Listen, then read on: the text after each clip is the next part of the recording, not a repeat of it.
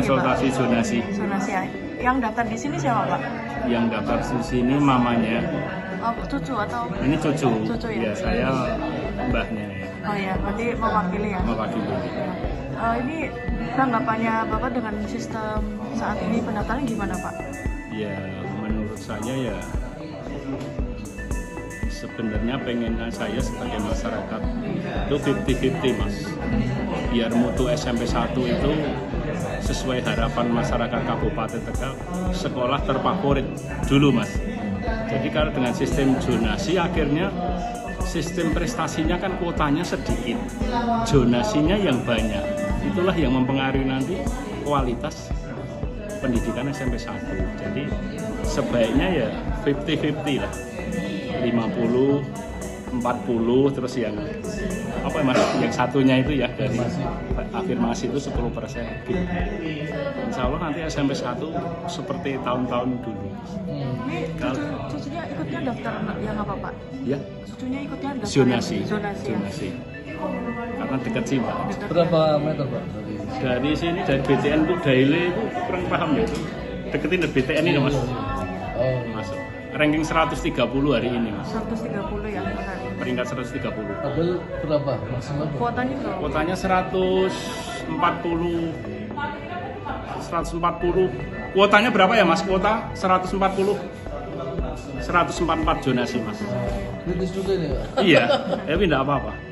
Kami fair aja. Kami Tapi tiap hari pantau terus Mas.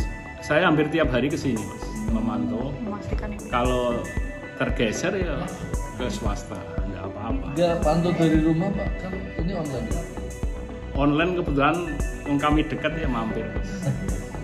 Kebetulan saya dulu guru sini ya. Oh gitu. Jadi sambil silaturahim, marem kalau dari rumah kan nggak bisa Iya. konsultasi. Jadi kami fair aja karena ini sistem nasional. Umpama cucu saya tergeser ya kami siap Mas ke sekolah lain. Tapi dengan sistem ini kesulitan nggak sih Pak? Enggak. Ada zonasi ada enggak ya? Iya Makin nggak ada masalah. Cuma kuotanya aja ya Pak Iya. ya? Kami harapkan ya kuota itu imbang jadi biar khusus SMP 1 misalnya ya Mas, biar bermutu Mas. Kalau seperti ini ya maaf aja. Kalau zonasi kan enggak melihat itu Iya, prestasi apa? prestasi atau enggak gitu.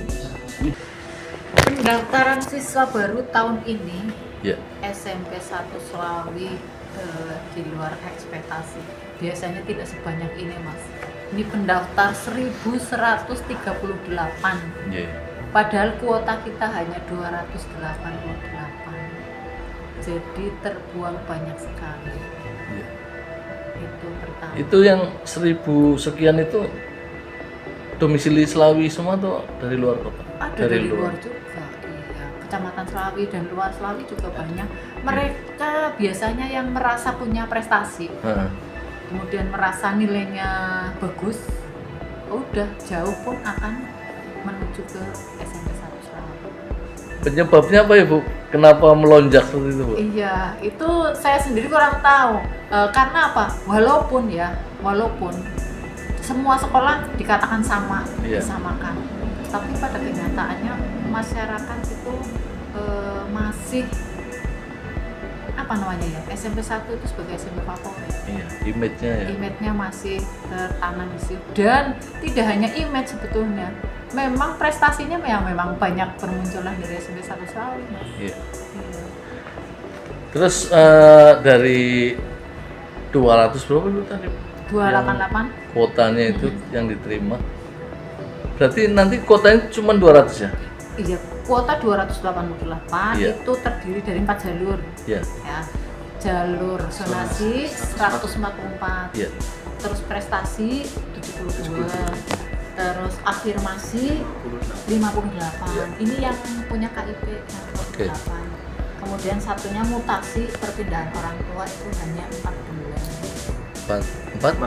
14. Untuk pendaftaran itu sampai kapan Bu? Sampai kapan Mas? Sampai dengan tanggal 5 ya. Tanggal 5. Tanggal 5. 5 Juni. Oh, 5 Juni. Selesai pendaftaran.